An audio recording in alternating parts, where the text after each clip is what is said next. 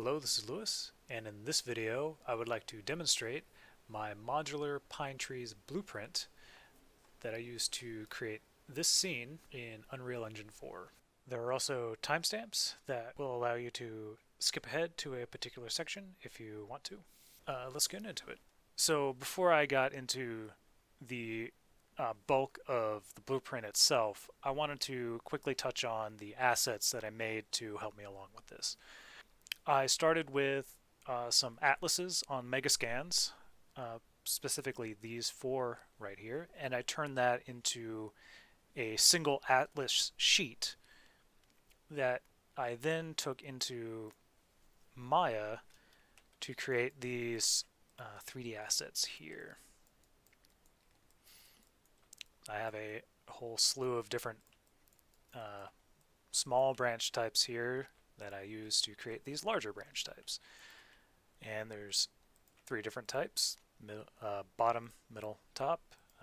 This is LOD 0. I also have a lower resolution LOD level, as well as some really low LOD versions. These are for more distant trees in the background. And here are the trunks.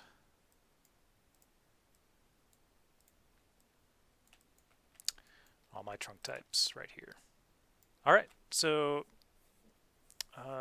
those are the assets that I used for the most part. There's also a Douglas fir asset that I used that I made a while ago. But anyway, so that's it for the assets. Let's hop back into the blueprint itself. Okay, so the blueprint that I created is something I call BP Pine Trees Modular. And when I bring this out into the scene, this is how it currently starts by default. Starting off, I have this seed or stream section here. And essentially what's going on here is I am randomizing various variables. So right now, what it's randomizing is the tree height, or the trunk height, the trunk width, as well as the branch size, and these are all controlled relative to each other. This is, well, these are all randomized relative to each other. That way, I don't get say a really short tree with really large branches, or a really tall tree with really tiny branches, which would look very odd. So I have those scaled relative to each other. And if I check this off, the seed value simply randomizes the branch position as well as rotation. And this way I have, if I want a tree that's of similar size, I can just duplicate it and it'll randomize the tree to look different already. Or I can uncheck this and pick any seed that I want. And I can check on randomize variables to add that extra bit of randomization here. And I can pick a initial seed to start with. Or I can uncheck all that, just pick an initial seed for the branches itself. It's just 500 or whatever, and go from there. So the next section is meshes, and here I can add any meshes that I want for this. I have trunk mesh and 3 layers of branch meshes, bottom, middle, and top. Let's say I wanted to add a different trunk. So I check this on, and as you can see, everything collapses to 0. That is because all the branch properties are driven by the trunk mesh itself, and I'll get into that when I get into how the blueprint works. But for now, if I go to my geometry, vegetation, and trees, expand this out real quick, I have various different trunk types here. So grab this. This has a curve to it. Grab this. And this has a slightly wider base with no curve. This is a super straight trunk. This one is a wider base but canted off to the side. For now, let's go ahead and stick with this curved one. So if I wanted to, say, change this to a Douglas fir type tree, what I can do is I add some different branches. So I go to my Douglas fir and I populate this section with my Douglas fir branches. I have a Douglas fir type tree. Or I can uncheck this and go back to my needles, or replace it with something else entirely. So moving on to the material section, I can replace the material of the bark. Just drag and drop a new bark material in here, or this one. And I can adjust the tiling on the fly. Let's adjust it to 3, as well as the vertical. And the reason why I would like to adjust the bark tiling on the fly is because I can have any size trunk or type of trunk that I want. And I would want to be able to adjust the tiling for that trunk, or even like if it's a different size trunk and I want slightly different size bark to it as well. This allows me to fit the bark to the tree that I'm building. With that, moving on to the trunk, I can adjust the trunk height, and this is an instance where I would want to adjust the vertical tiling, and I can adjust the trunk width, and this is where I would possibly want to adjust the U tiling. And I can make it super skinny, or anywhere in between that. Scale it back down a little bit just for this. So moving on to the branches, which is really the main part of a pine tree. It's what gives it that pine tree look. Otherwise it looks like a telephone pole.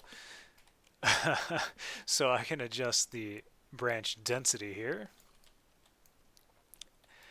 as well as the minimum branch height, which is essentially where the branches start growing. And for a ponderosa style tree, they tend to start growing up pretty high, particularly on the really tall trees. I can also adjust where the branches stop, max branch height.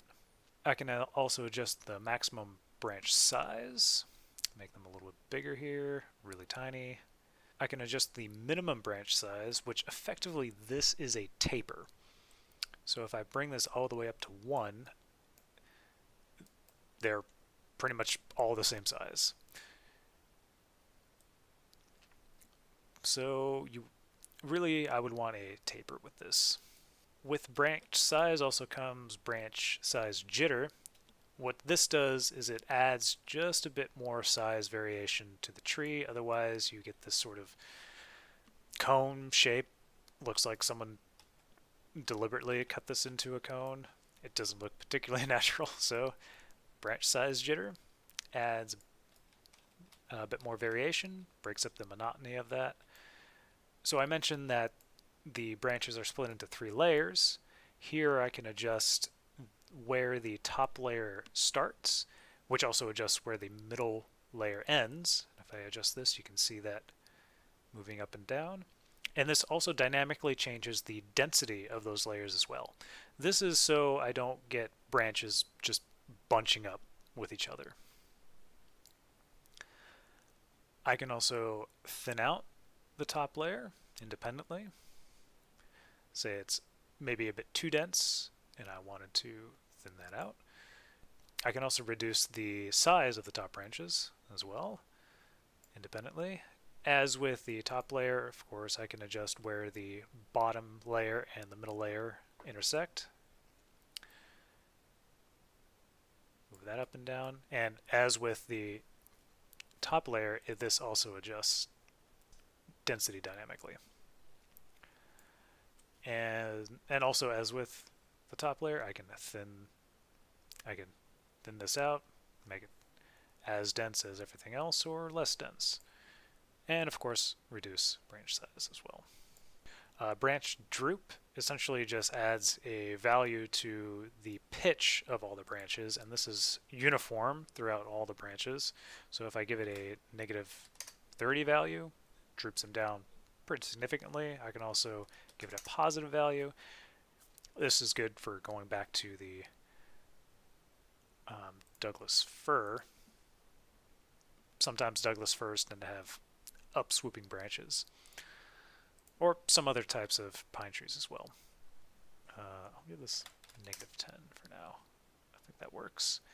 So the branch twist jitter section here, what this does is it adjusts the roll of each branch. So if I give this a value of, say, 40, what this does is it will roll each branch randomly between 40 and negative 40. And this adds just that bit more variation to break up any sort of monotony going on. So that's it for the variables here for the blueprint. Now let's get into how the blueprint works. So here is my blueprint for my modular pine trees. So what's going on here, essentially, the flow of it, is I create the trunk stuff first. So the mesh, its parameters, that's very important for this blueprint because everything else is driven by the trunk mesh itself, or at least the scale of it, the size of it. First, I set some random variables here. Then I go into the trunk logic and I have a Boolean so I can check and uncheck whether I want to add a mesh or not, or just use the default mesh for this. And this will set a trunk width and trunk height into its relative transform.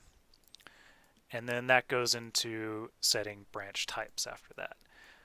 So once all that information is set, then I can go into making each branch layer. So I have the top layer here, middle, and bottom branches. And here I have several various functions here that I made to get this to work.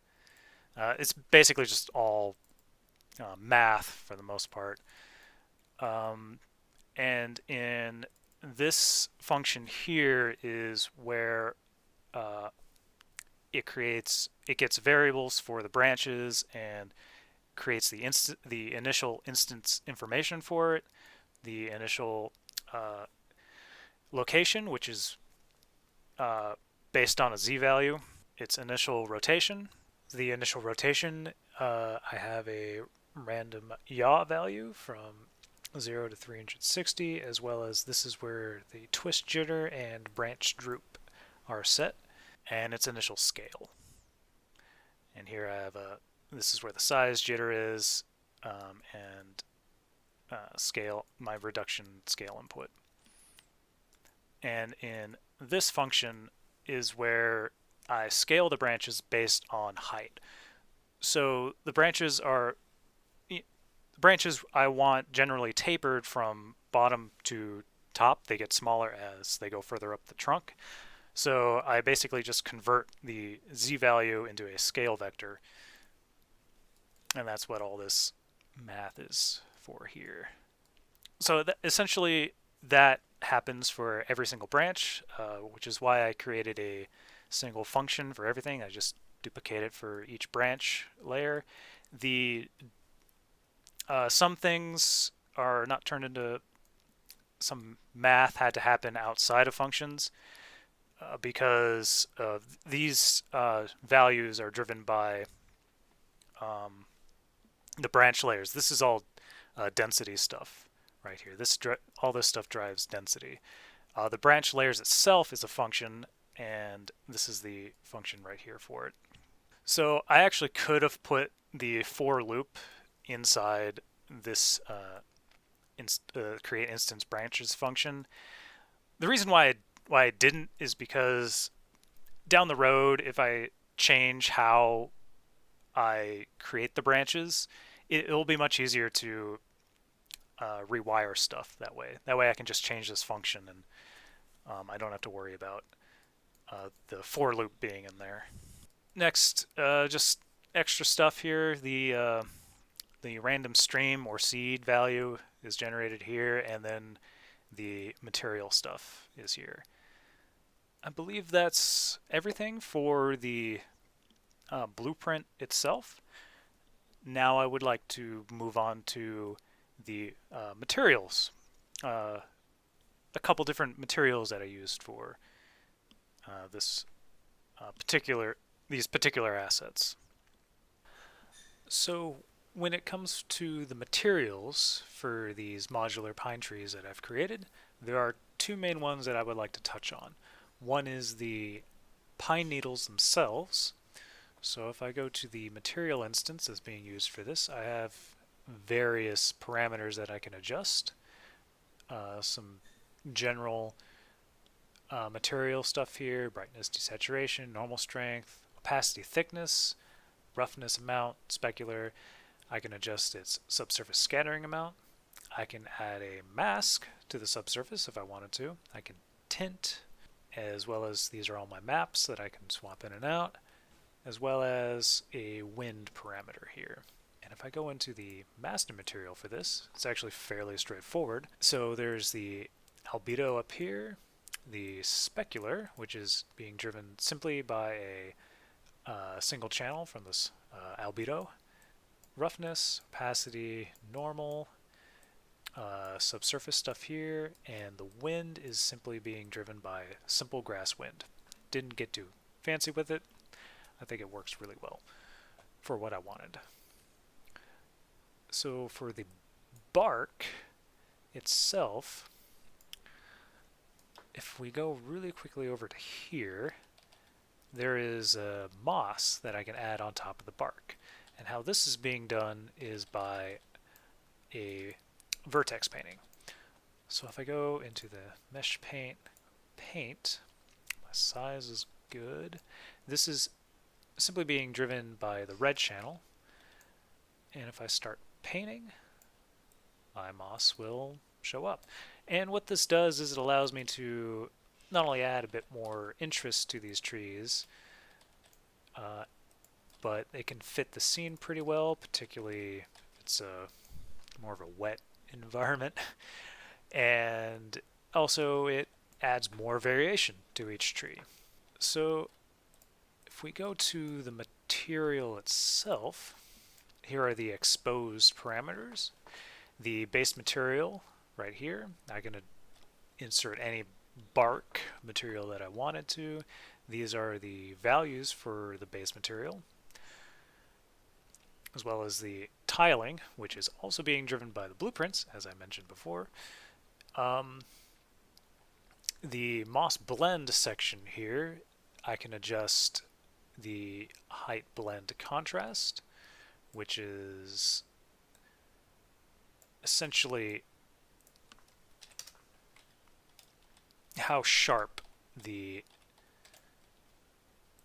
overlay is. So a higher number makes it sharp, a lower number like 0 makes it much softer. So the invert height section here simply allows me to choose whether I want it to start growing on the ridges of the bark or the top of the bark, or whether I want it to start populating within the cavity of the bark, in which case it starts overlaying everything after that. The normal overlay strength, what that does is it adds back in the normal map of the bark. Effectively, this allows me to decide whether I want, say, like a fairly thick layer of moss. So if I make this 0, it's a pretty thick layer of moss, or 3, I got the bark showing up much more strongly through it, so it looks fairly thin. I think like 1.5 or 2 I think works pretty well. There's various material parameters for the moss itself, as well as this macro adjustments here, and this macro normal strength what this does is it adds a bit more normal variation to it, adding in some bumps, as you can see here. And this adds a bit more variation to it. Moss tends to be not particularly uniform, even if it is fairly thick. It has this sort of waviness to it. It's thicker in other areas, thinner in others. And I can adjust the tiling for that as well. So this also has a Fresnel section to it. This essentially just simulates the subsurface scattering effect that moss tends to have, because moss is made up of very small little fine parts. It's kind of like fur, really. And Fresnel allows a cheap way to simulate the light scattering through it and bouncing off. And I can adjust various parameters here. I can adjust the edge strength and its fade, as well as its center strength and its fade. So just to quickly demonstrate this here, if I increase this to 5, it increases the edge effect, and I can also adjust how much, how sharp of a fade that is. So a higher number is sharper, a lower number is softer. And that allows for a nice a really nice effect. And I have a pixel depth offset, as well as this is tessellated, and this is camera based, meaning the closer I get to the object, the more tessellated it becomes, and the further away I get from the object, the less tessellated it becomes. And that's really a performance thing. So let's take a look at the material for this. This is the master material for my moss blended material. So a few things are happening here. I have the base material as a material function, as well as the moss as a material function, and this is really just to clean up this master material, as well as allow me to, down the line, if I wanted to say make this snow blended or dirt or something to that effect, I could easily swap in a different material function right here and just place it in and use that in my blending. And so I have the normal split into two ways. One is going to the blending function over here, as well as going down to mixing back into the moss, which goes right back into the moss blending. This is my height blend stuff. Like I said, vertex color. I have this boolean for invert height, and this is a height blend contrast for this. I'll get into this function in a minute. Displacement down here, this is the tessellation stuff. Over here is pixel depth offset blending. So this moss blending function, if we take a look at this, is not only a way to clean up the mass material a bit, but to also allow me a quick way to expand this function and also use it in other places if I wanted to. And this is just a series of height lerps. I got the albedo one here, specular, roughness, normal, and if I wanted to, say, add like displacement or subsurface scattering, let's say, I could easily just add that in and have it as one function. So let's take a look at the moss material. Like I said, this moss material is nested within a material function. Allows me to easily reuse it if I wanted to, and I actually do reuse it in another material. So here's the Fresnel stuff. Like I demonstrated earlier with the Fresnel, I know there's a Fresnel utility here, but this setup gave me just a little bit more control over the Fresnel effect. So this macro texture variation, I just copy and pasted from the gold material that comes with the sample materials in the engine. Here's my albedo stuff, specular cavity, similar to the foliage material, actually, set up fairly similarly. And here's a macro normal section, which goes into this blend angle corrected normals node here. That's my moss layered material in a nutshell. So that is my modular pine trees blueprint, as well as the assets and materials that I used for it. And I'd just like to thank you for watching this video.